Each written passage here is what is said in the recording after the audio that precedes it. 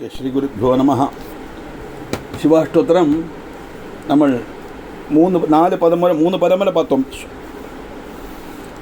சிவாய நமஹ, மகேஸ்வராய நமஹ, சம்பவே நமஹ, பினாகினே நமஹ. பினாகங்கிறது பரமேஸ்வரன் கையில் உள்ள வில்லு. கண்ணோ மகர்ஷி பிரம்மாவை தபசு அனுஷ்டிக்கிற சமயத்தில் அவர் மேலே புற்று வந்து மூட அதுலேருந்து 3 முளைகள்னால் பாம்பு வந்து முளைச்சி வந்தது. அந்த 3 முளையை 3 வில்லாக்கினாராம் பிரம்மதேவன். அதில் ஒன்று பினாகம் பரமேஸ்வரனுக்கு கொடுத்தார், 2வது சார்ங்கம் மகாவிஷ்ணுவுக்கு, 3வது காண்டீவம் அர்ஜுனனுக்கும் கொடுத்தார் அப்படின்னு நம்ம சொன்னோம். கேட்குறதா?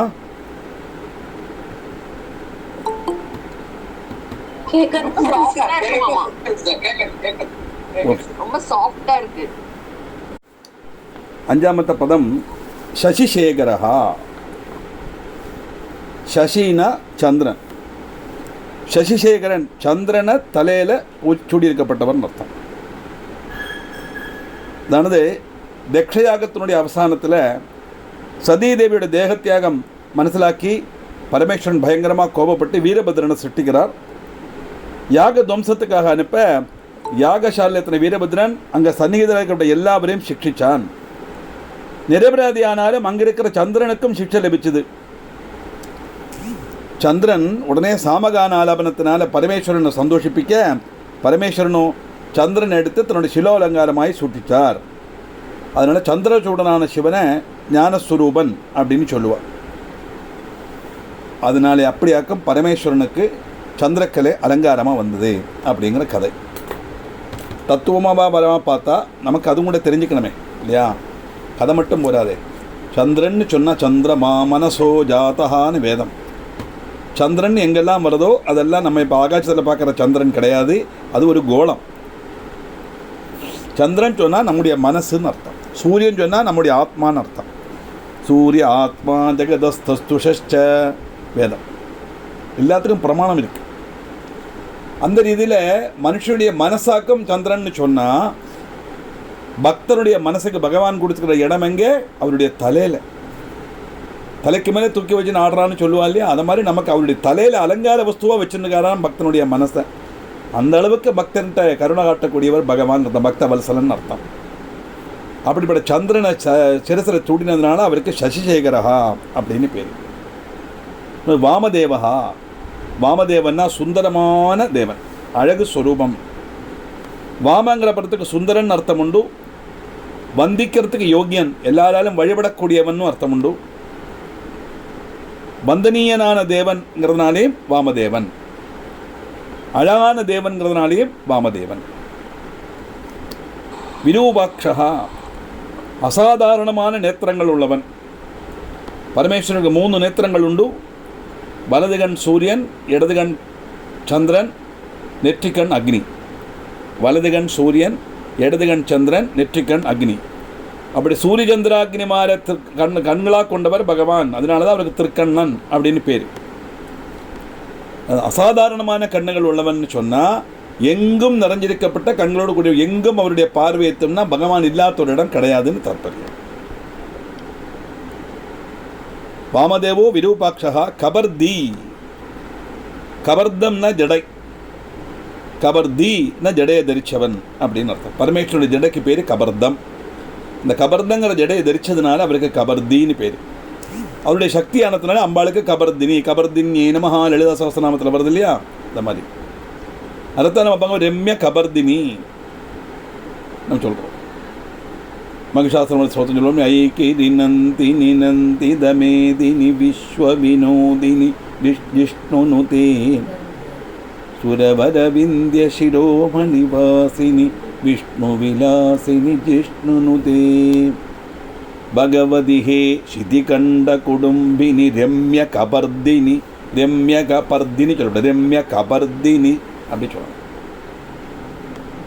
ரம்ய கபர்தம், ரம்யம்னா அழகான கபர்தம், அழகான ஜடையை தரிச்சவள். அழகான ஜடையை தரிச்ச பகவானுடைய சக்தி அப்படின்னு எடுத்துக்கலாம் கபர்தினி. இப்போ கபர்தின்னு சொன்னால் ஜடை தரிச்சவன். கம்ங்கிறது ஜலம், பரானா ஒழுக்கு, தானா சுத்திகரணம். எப்படி இந்த கபர்தத்துக்கே ஜடைன்னு மட்டுமல்ல, அதுக்கு வியாக்கியானம் கொடுக்கும்போது அன்வயம் கொடுக்கறது எப்படி பாருங்க. கம்னு சொன்னால் ஜலம், பரா ஆனால் ஒழுக்கு, தான்னு சொன்னால் சுத்திகரணம். இது மூணும் சேர்ந்து தான் கபர்தம். ஒழுகப்பட்ட ஜலத்தை கங்கையை சுத்திகரித்தவன்கிற அர்த்தம். ஏன்னா பகீரதன் ரொம்ப சிரமப்பட்டு தேவலோகத்திலேருந்து கங்கையை கொண்டு வரார். அப்போ சொல்கிறார், இந்த கங்கையை கொண்டு வர்றது சரி, இந்த பூமியில் விழுந்தால் பூமி தாங்காதே, இது யார் தாங்கிப்பா அப்படின்னு கேட்கும்போது பரமேஸ்வரனை பிரார்த்தனை பண்ணுறார். அப்போ இந்த கங்கை நினைக்கிறது, ஓஹோ பரமேஸ்வரன் தாங்க போகிறார், அவர் மண்டை இப்போ பிளந்து எடுத்து அடுத்த வேலை அப்படின்னு ஆக்ரோஷமாக ஒழுகி வருது. பகவான் என்ன பண்ணார்னா, தலையில் தாங்கி பூமியில் விடணும் தான் அவருடைய தாற்பயம். ஆனால் இதனுடைய அகங்காரத்தை நடத்துறதுக்காக தன் ஜடைக்குள்ளே அடக்கி வச்சுடுறார் கங்கையை. நான் பகீரதன் போய் பிரார்த்தனை பண்ணுவேன், நான் ரொம்ப கஷ்டப்பட்டு பகீரத பிரயத்தனம் சொல்லுவா இல்லையா, தன்னுடைய பிதற்களை ரட்சப்படுத்துறதுக்காக சகரராஜாவுடைய புத்திரன்மார் எல்லாம் அப்படியே பாதாளத்தில் கிடக்கா, பஸ்மமாக கிடக்கா. அவளை உத்தரித்து பிதலோகத்துக்கு எத்திக்கணுமானா கங்கையை கொண்டு வரணும் அப்படிங்கிற காரணத்தினால பகீரதன் ரொம்ப சிரமப்பட்டு அந்த கங்கையை கொண்டு வந்தார். அது பரமேஸ்வரனுடைய தலையில் அது அடங்கிடுச்சு. உன்னை பகவான் பார்த்தார், நீ சொல்கிறது சரிதான், நீ கஷ்டப்பட்டு கொண்டு வந்தாய், அந்த கங்கையை நான் விடுறேன், ஆனால் நான் அதே மாதிரி விட்டால் பூமி தாங்காது, அவள் அவ்வளோ ஆக்ரோஷத்தோடு ஒழுகப்பட்டவள், அதனால சரி விடுறேன்னு சொல்லிட்டு ஒரே ஒரு ஜடையிலேருந்து ஒரு முடியை மட்டும் கிள்ளி எடுத்தாராம். அந்த ஒரு முடி வழி கிள்ளி வந்த கங்கையாக இப்போ இந்த அளவுக்கு ஒழுகிறது. அப்போ ஒரிஜினல் கங்கை பூமியில் வந்தாலோ பூமியே முங்கிடும் தாற்பயம். அதனால ஆகாஷ கங்கை ஆத்தியமாக பறிச்ச சிவனுடைய சிரஸில் அப்படி ஒழுகப்பட்ட ஜலத்தை கங்கையை சுத்திகரித்தவனுங்கிற அர்த்தத்திலையும் கபர்தி. இப்போ கா ஜலம், பரானா ஒழுக்கு, தானா சுத்திகரிக்கிறது. இவ்வளவு அர்த்தம் இந்த கபர்திங்கிற பேருக்கு இருக்கு. நீலலோகிதா, நீலையும் சொகப்பும் நிறமுள்ளவன். பண்டு சிவன் தன்னுடைய புத்திரனா ஜனிக்கணும்னு பிரம்மா ஒரு யஜ்ஞம் அனுஷ்டிச்சாராம். அவருடைய நெற்றிலேருந்து ஒரு வியர்ப்பு துள்ளி யாகாக்னில பதிக்க அதுலேருந்து சிவன் ஆத்தியம் சொகப்பு நிறத்தில் பிரதிஷ்டப்பட்டார். அதுக்கப்புறம் நீல நிறமாக மாறினார். அதனால தான் இந்த பதம் நீலலோகிதா அப்படின்னு அவருக்கு பதம் வந்தது. பரமசிவன் நீலலோகிதங்கிற பேர் அவதரித்ததா சிவபுராணத்தில் கதை இருக்குது. இன்னொன்றும் சிவனுடைய கண்டத்துக்கு நீல நிறம், மேல்பாகம் சிவப்பு. இந்த கண்டத்தில் எப்படி நீல நிறம் வந்ததுன்னா, காலகூட விஷத்தை பானம் பண்ணினவொன்னே பார்வதியை போய் பிடிக்கிறா இல்லையா, அப்போ அந்த நிறம், இந்த விஷம் அப்படியே உறைஞ்சி நீல நிறமாக மாறிடுத்தான். அது நீலம் மறந்தா அவருக்கு நீலகண்டன் பேர். ஆனால் விஷத்தை ஏன் பார்வதி போய் பிடிச்சா அப்படின்னு கேட்டால், நான் முதல்ல இந்த அர்த்தநாரீஸ்வரர் கான்செப்டை வந்தவுடனே சொன்னேன்.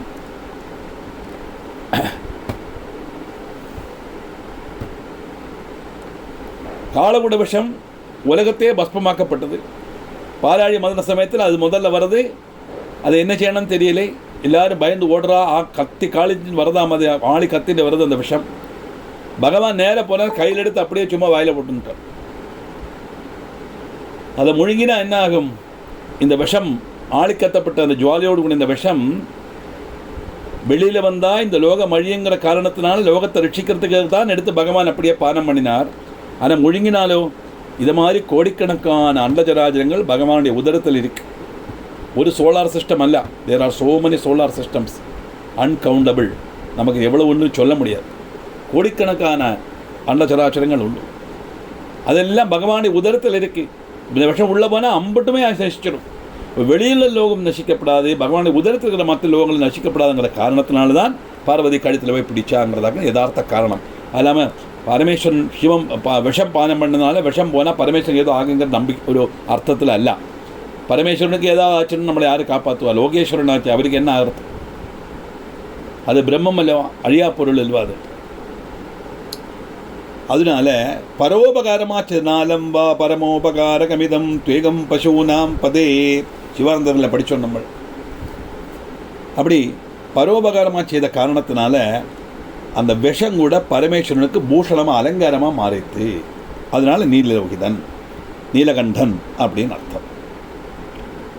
மூணாமത്തെ ஸ்லோகம். சங்கரசூலபாணிச்ச கட்வாங்கி விஷ்ணுவல்லப சிவிஷ்டோம்பிகாநாத ஸ்ரீகண்டோ பக்தவல்சலஹ. சங்கரசூலபாணிச்ச, சங்கரः ஷம் கரேதி இது சங்கரः, ஷம் கரோதி இது சங்கரः. மங்களத்தை செய்யப்பட்டவன் அர்த்தம். ஷம்னா மங்களம். சூலபாணிகி, கையில் திரிசூலம் தரித்தவன்.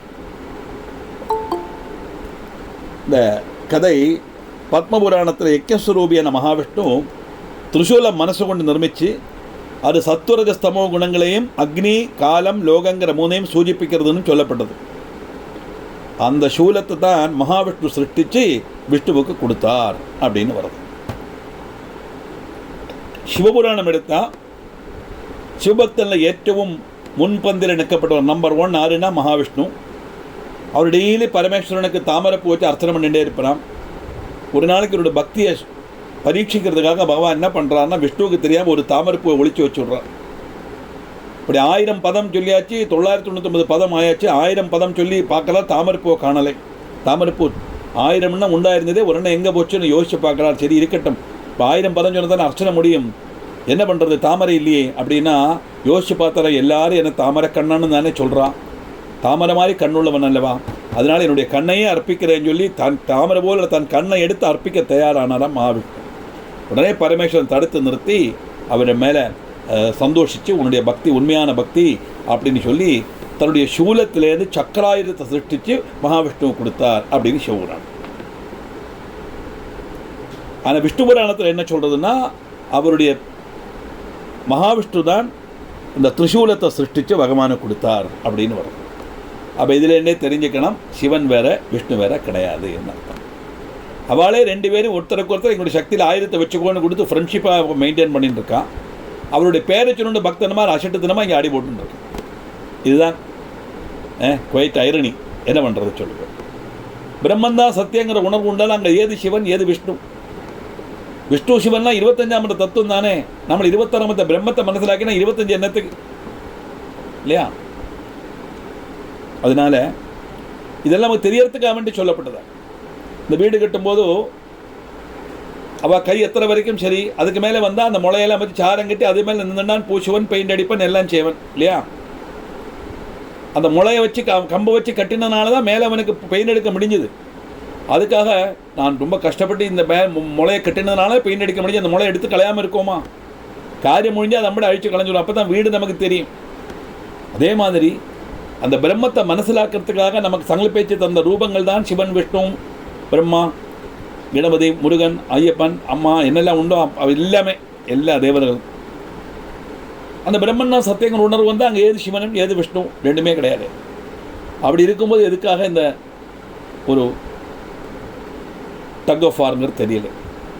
பாருங்க, பத்மபுராணத்தில் யக்ஞஸ்வரூபான மகாவிஷ்ணு திரிசூலத்தை மனசு கொண்டு நிர்மித்து சத்துரஜஸ்தமோ குணங்களுடைய பிரதீகமாயிட்டும் அக்னி, காலம், லோகம்ங்கிற மூணையும் சூச்சிப்பிக்கிற மாதிரி பரமேஸ்வரனுக்கு கொடுத்தார் அப்படின்னு வருது. அப்படி விஷ்ணுவிட்டேருந்து கிடைச்ச அந்த சூலத்தை கையில் தரித்ததுனால அவருக்கு சூலபாணிகி அப்படின்னு பேர். சங்கர சூலபாணிச்ச கட்வாங்கி, கட்வாங்கங்கிற ஆயுதம் தரிச்சவன். பரமேஸ்வரன் பிரம்மாவோட தலை கிள்ளி எடுத்தார். அந்த கதை எல்லாருக்கும் தெரியும். அந்த பாபசாந்திக்காக ஒரு கையில் கபாலவும் இன்னொன்றில் கட்வாங்கவும் தரிச்சார் அப்படின்னு மகாபாரதத்தில் இருக்கிறது. சிவனுக்கு 10 கைகள் உண்டு. வலது பாகத்த கைகளில் அபயமுத்திரை, வரமுத்திரை, சக்திவேல், திரிசூலம், கட்வாங்கம் இந்த 5 அன்னமும், இடது பாகத்த கைகளில் நாகம், அக்ஷமாலை, டமரு, நீலத்தாமரை, மாதளம்பழம் என்பவையும் தரிச்சிருக்கிறதாக காளிகா புராணத்தில் பிரஸ்தாபிச்சிருக்கு. ருத்ரப்பிரியா அதை ஒரு புராணம் மட்டும். ஏன் இவ்வளவு புராணம் தான், ஒவ்வொன்றிலும் ஒவ்வொரு விஷயங்களை சொல்லியிருக்குன்னு தாற்பயம். கட்வாங்கம்னா வீதி கூடின வாழ், விஸ்தீர்ண வாழ்னு அர்த்தம் உண்டு கட்வாங்கம். அந்த கட்வாங்கங்கிற வாழை தரிச்சதுனால அவரு கட்வாங்கி, சூலபாணி அப்படின்னு எல்லாம் பேர் வருது. விஷ்ணு வல்லபாயை நமஹா. விஷ்ணு விட்ட பிரியமுள்ளவர் தேவன். விஷ்ணுவும் சிவனும் ஒரே சக்தி ஆனாலும் மூர்த்தி வித்தியாசத்தால் 2 ரூபம் தரித்ததாக சங்கல்பிக்கப்படுறது. அவள் அந்யோன்யம் பிரியப்பட்ட வாளாக இருக்கவும் ஆராதிக்கவும் செய்யறா. வல்லபன் இஷ்டன் அதான் அர்த்தம். ராமேஸ்வரத்தில் மகாவிஷ்ணு பரமேஸ்வரனை பூஜை பண்ணுறார். இங்கே திருவனந்தபுரத்தில் பத்மநாபர் என்ன பண்ணுறார், வலது கையில் அழகாக சிவனை வச்சுருக்கார், சிவனை பூஜை பண்ணுறார். இதே திருவட்டாரில் போனால் திரும்பியாக்கும் படுத்துன்னு இருப்பார். பரமேஸ்வரன் பாதத்தில் பூஜை பண்ணுறார் மகாவிஷ்ணுவை. ரெண்டுமே நமக்கு உங்களுக்கு இங்கே கேரளா ட்ரிவாண்டத்தில் பார்க்கலாம். ஒன்றும் தெற்கு தலை வச்சு வடக்கு கால் நீட்டி படுத்துட்டு இருக்கார். படுத்துட்டு இருக்கும்போது கையால் சிவலிங்கத்தை கை பக்கம் சிவலிங்கம் தலையங்கிட்ட போய் பார்த்தா தெரியும். பத்மநாப சுவாமி படத்தை பாருங்க.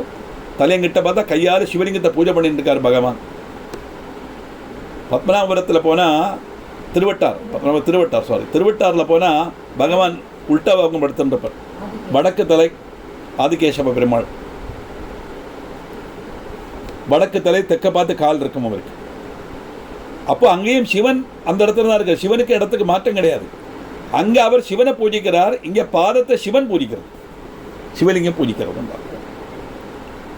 அதனால் விஷ்ணுவுக்கு பிரியமுள்ளவன் சிவனுங்கும் போது விஷ்ணு பக்தனான வாழ்க்கை ஏன் சிவன் பிரியனாக முடியாது?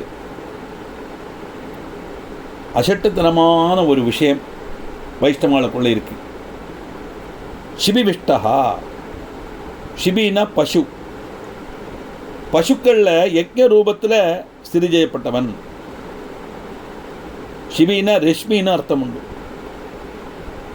ரஷ்மிகளில் பிரவேசிக்கப்பட்டவன், ஜலத்தில் பிரவேசிக்கப்பட்டவன், இப்படி எல்லாம் அர்த்தம் உண்டு. பகவான் யஜ்ஞ பசுக்களை ஸ்திதி செய்கிறதாக ஸ்ருதி. சூரிய ரஷ்மியில் விஷ்ணுவனுடைய ரூபத்திலையும் சிவன் ஸ்திதி செய்கிறார். அஷ்டமூர்த்தியானதுனால பகவானும் ஜலத்திலையும் சந்நிகிதன் அப்படின்னு தாற்பயம்.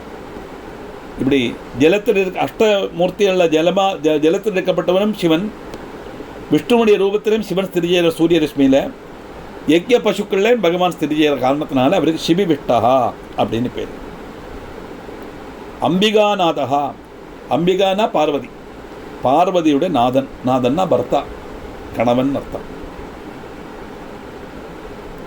அம்பிகான்னு சொன்னால் உமா, கார்த்தியாயினி, கௌரி, மிருடானி, சண்டிகாம்பிகா, இப்படியெல்லாம் நிறைய அர்த்தம் இருக்கு. அம்பிகைனா ஜெகதம்பிகையான சாட்சாத் பராசக்தி தான். இப்போ சக்தியோட பர்த்தாவாக இருக்கப்பட்டவள் சிவன் சொன்னால் அந்த பிரம்மம் ஒன்று தான் உண்டு. அந்த பிரம்மம் சிருஷ்டி பண்ணும்போது பிரம்மாவோட ரூபத்தை தரிக்கிறது, ஸ்ருதி பண்ணும்போது விஷ்ணு ரூபத்தை தரிக்கிறது, சம்ஹார சமயத்தில் சிவனுடைய ஸ்வரூபத்தை தரிக்கிறது. அந்த சமயத்தில் சிவனுடைய சக்தியாக இருக்கப்பட்டவள் அம்பிகைன்னு அர்த்தம். இப்போ அம்பிகாங்கிற வாக்குக்கு பிரம்மம்னு அர்த்தம் உண்டு, பரமேஸ்வர பத்னின்னு அர்த்தம் உண்டு. ஸ்ரீகண்டகா, ஸ்ரீன விஷம். ஸ்ரீனா ஐஸ்வர்யம் நம்ம நினைச்சிட்டு இருக்கோம், ஸ்ரீனா விஷம்னு அர்த்தம் உண்டு. அதான் ஸ்ரீ மாத்திரே நமகான்னு வருது இல்லையா, அங்கேயும் ஸ்ரீங்கிற வாக்குக்கு விஷம்னு அர்த்தம். எது விஷம்?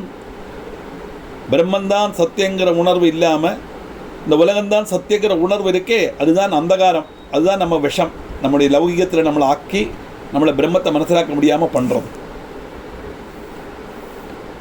இங்கே கண்டத்தில் விஷத்தோடு கூடினவன் நம்ம நேரத்தை பார்த்தோம். பாலாழி மதன சமயத்தில் அந்த காலகூட விஷத்தை பானம் பண்ணினார் இல்லையா, அதனால அவருக்கு ஸ்ரீகண்டன், நீலகண்டன், சிறிகண்டன், ஸ்ரீகண்டன் எல்லாம் இந்த பதத்தை தான் குறிக்கும். அமிர்தலப்திக்கா பார்க்கலுக்கு அடைஞ்சவன் ஆத்மா ஒழிப்பிச்ச காலகுல விஷம் லோகரட்சிக்காக சிவன் பானம் செய்தார். பகவானுடைய கழுத்தில் தடைஞ்சு நின்று அந்த பாகம் நீல நிறமாச்சு.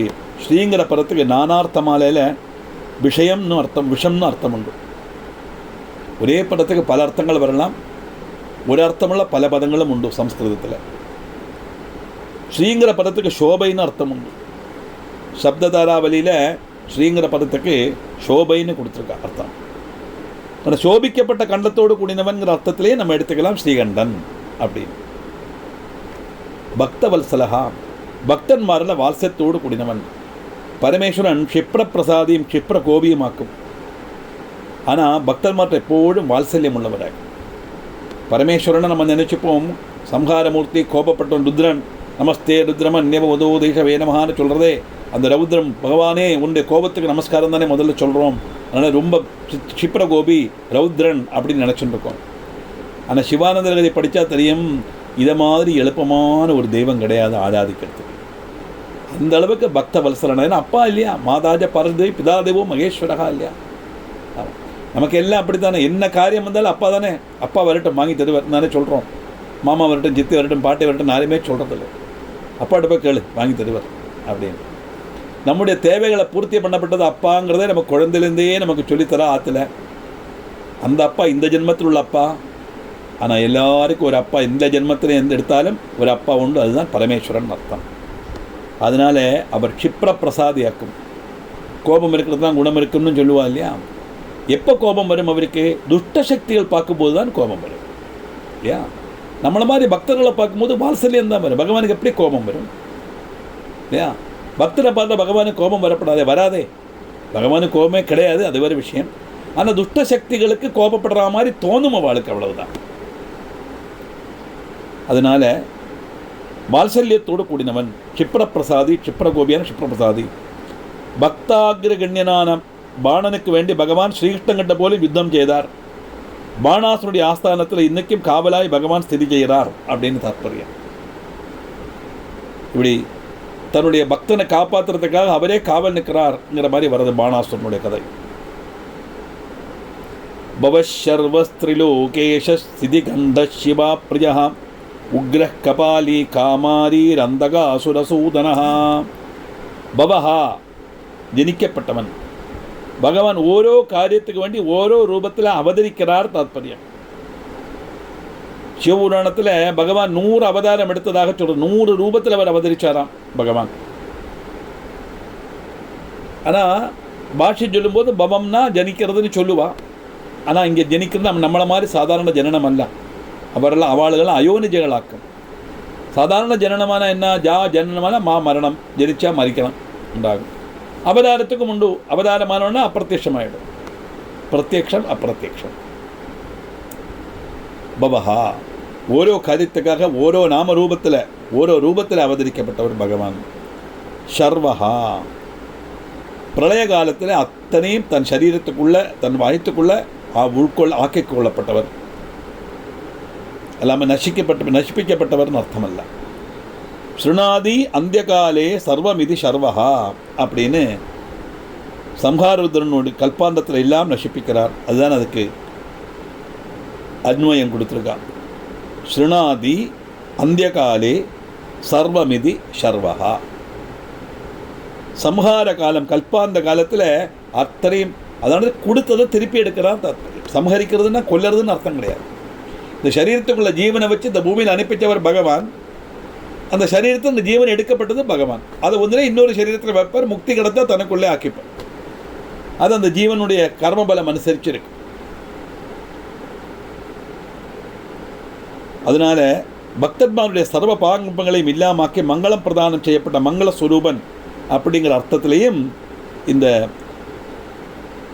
சர்வஹா அப்படிங்கிற அர்த்தம் இருக்கு. திரிலோகேஷகா 3 லோகங்களுக்கும் அதிபதி பகவான். சொர்க்கம், பூமி, பாதாளம்ங்கிற 3 லோகங்கள் அதிபதி பரமேஸ்வரன் தான் தாற்பயம். சிதிகண்டகா நீல நிறமுள்ள கண்டத்தோடு கூடினவன். நம்ம 14ஆம் பதம் பார்த்தோம் இல்லையா? ஸ்ரீகண்டகா, அதுதான் இங்கே சிதிகண்டகான்னு வரும்.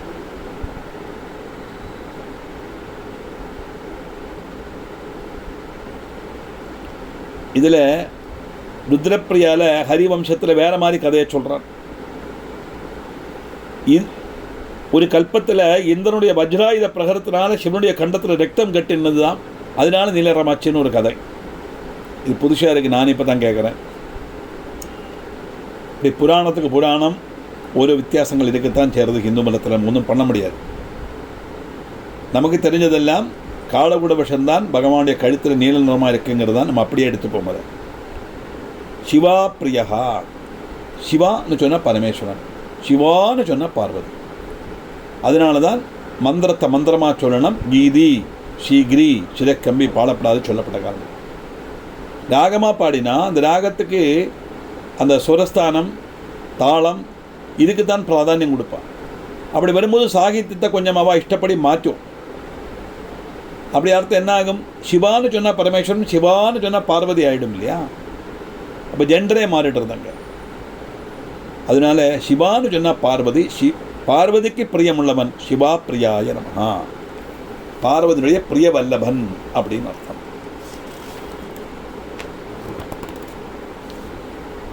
உக்ரஹா பயங்கரன். பார்வதி கடின தபஸ் பண்ணித்தான் பரமேஸ்வரன் அடையிறா. தாக்ஷாயணி அந்தர்தானமானவன்னு அடுத்த புனர்ஜென்மம் எடுக்கிறா ஹிமமானுடைய புத்திரியாக. ஏன்னா ஒரு துஷ்டனால தக்ஷனை ஒரு துஷ்டனாக கணக்காக்குறான்.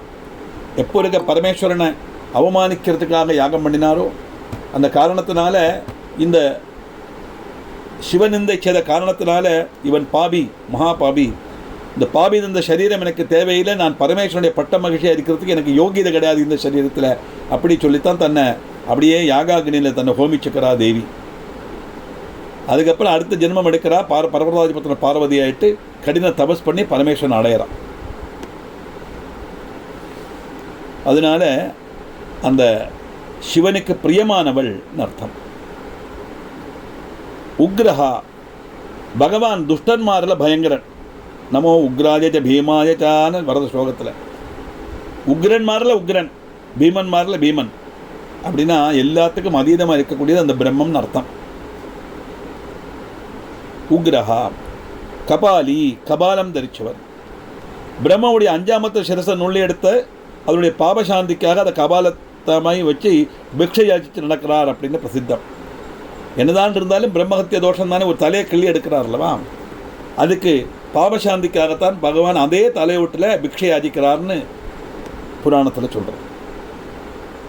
தலையோடுகள் கொண்டுள்ள மாலை தரிச்சு நடக்கிறதுனாலேயும் நடக்குவன் அப்படின்னு தக்ஷன் சொல்கிறதாட்டு பாகவதத்தில் உண்டு. அதனாலேயும் கபாலிங்கிற நாமம் வரலாம். தன்னுடைய யாகத்தை நசிப்பிக்கிறது வீரபத்ரன் அனுப்பின காரணத்தினால தக்ஷன் சாபம் கொடுக்கிறார். தலையோடுகள் எல்லாம் மாலையாக தரிச்சுண்டு அம்படி பேரே மதம் பண்ணதுனால தலையோடுகள் எல்லாம் மாலையாக தரிச்சுண்டு நடக்கிற மாதிரி ஒரு நிலைமை வரட்டும் அப்படின்னு சபிப்பறான். அன்றைக்கி பகவானுக்கே சாபம் கொடுக்குற அளவுக்கு இருந்த ராஜாக்கன்மாரெலாம். சிதாபஸ்ம கிருதாஸ்நானஹா பிரேத சங்கஸ்தி பூஷணஹா, சுடலில் சாரித்திர குளித்து பிரேதங்களோட முண்டமாலை தரித்து மனுஷருடைய அஸ்திமாலை ஆபரணம் அணிஞ்சு இப்படியெல்லாம் பகவான் இருக்க கடவுன்னு தக்ஷன் சபிச்சிருக்கார். அப்படி அர்த்த பிரகாஷினிங்கிற வியாக்கியானத்தில் சொல்கிறது அனுசரித்து கபாலி, கபாலம் கையில் உள்ளவன் அப்படின்னு அர்த்தம். காமாரியே நமஹா, காமாரினா அரினா சத்ரு, காமனுடைய சத்ரு, காமதேவனுடைய சத்ரு.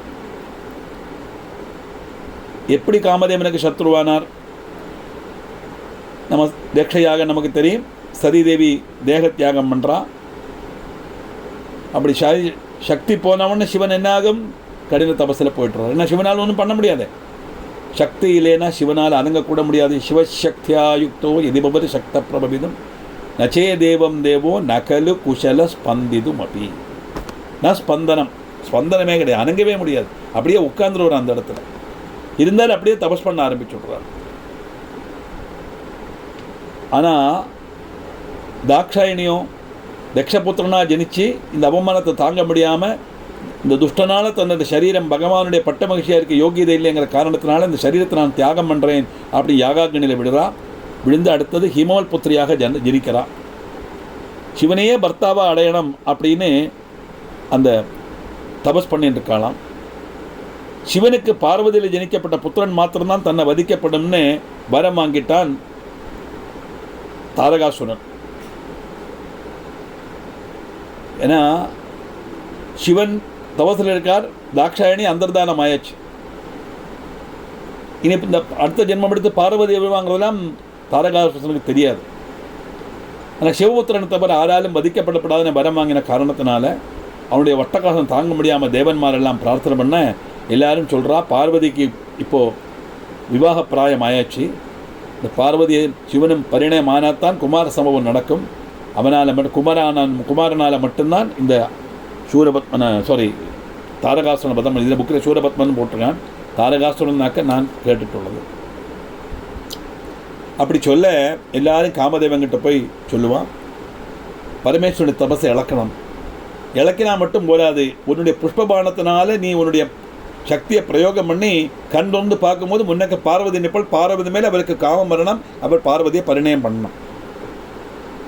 பரமேஸ்வரன் முன்னால் போய் பானத்தை பிரயோகம் பண்ணினா என்னுடைய கதி என்ன ஆகும் அப்படின்னு கேட்பன் காமதேவன். நிச்சயமாக தெரியும் பஸ்மமாக்கிடுவார் சொல்லி. ஆனால் தேவகாரியார்த்தம் பண்ணித்தான் ஆகணும், இல்லையானா சூரபத்மனால் நம்மளாம் அழிஞ்சு போயிடுவோம் அப்படி தேவன்மார் சொல்ல, இப்படி தேவகாரியார்த்தம் நிர்பந்தத்துக்காக காமதேவன் தன்னுடைய புஷ்பபானத்தினால பரமேஸ்வரனுடைய தபஸை இழக்க, தபஸை விக்கினப்பட்ட பரமேஸ்வரன் அப்படியே கண்ணை திறந்து பார்க்குறார். கோபம் வருது, நெற்றிக்கண்லேருந்து அக்னி அப்படியே பிரவகிக்கிறது. அது காமதேவன் தான் சொல்லி தனக்கு முன்னாடி இருக்கிற காமதேவனை எரிச்சுட்றார். எரிக்கப்பட்ட சரீரத்தோட காமதேவன் நேர ஓடிப்போய் விழுந்தது அம்பாளுடைய நாபிங்கிற சுடியில். அதான் கங்கா நதியோட சுடி தான் அம்பாளுடைய நாபி. அப்படி காமதேவனுக்கு அடைக்கலம் கொடுத்தவள் தேவி.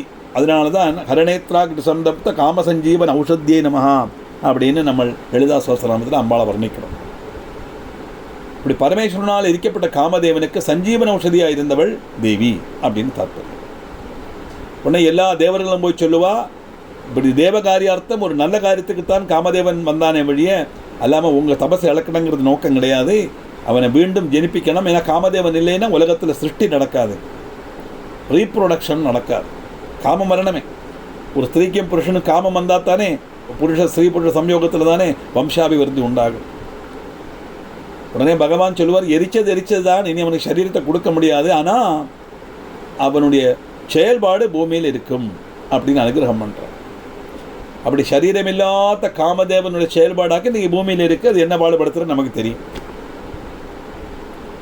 உடனே ரதிதேவி காமதேவனுடைய மனைவி போய் சொல்கிறா, எல்லாம் சரிதான், செயல்பாடு இருக்குன்னு மட்டும் சொன்னால் போருமா, எனக்கு ஆள் இல்லாமல் ஆகிடுத்து, என்னுடைய கணவன் எனக்கு கிடைக்கணும். அப்படிங்கும்போதும் எரிச்சுட்டேன்மா, இது ஒன்றும் பண்ண முடியாது, ஆனால் உன்னுடைய கண்ணுக்கு மட்டும் அவன் தெரியவன் அப்படி சொன்னதுனால தான் சௌந்தரகரை லதிடேயன லேகேன வபுஷா அப்படின்னு வரும். லதியுடைய கண்ணுக்கு மட்டும் தெரியற மாதிரி உள்ள வபுஷ சரீரத்தோடு கூடினவன் காமதேவன் அர்த்தம். அப்படி குவிதனான சிவன் தன்னுடைய நேத்ராக்னியினால காமதேவனை தகிப்பிச்சான். இதுதான் காமதகன கதை. அந்த காரணத்தினால சிவனுக்கு காமாரி அப்படின்னு காமதேவனுடைய சத்ருங்கிற அர்த்தத்தில் காமாரிங்கிற பேர் வந்தது. அந்தகாசுர சூதனாய நமஹா. அந்தகாசுரன் நிகிரகிச்சவன் பரமேஸ்வரன். எல்லாத்துக்கும் ஒரு கதை இருக்கு. ஒரு நாளைக்கு பார்வதியும் பரமேஸ்வரனும் குழந்தை மாதிரி விளையாடுவான். ஆமாம், அப்படி இருக்கணும். ஆமாம், விளையாட்டெலாம் சொல்லணும், நல்ல ஒரு ஜாலியாக இருக்கணும், அப்படி தான் இருக்கணும் லைஃப். இதெல்லாம் புராணத்தில் தெரிஞ்சுக்கணும் நம்ம. பரமேஸ்வரன் அப்படியே உட்காண்டிருந்தார். பார்வதி பின்னாடி வந்து ஒரு கண்ணை பொத்திடுறான். பார்வதிக்கு தெரியாததல்ல, கதைக்காக சொல்லப்பட்ட விஷயம்.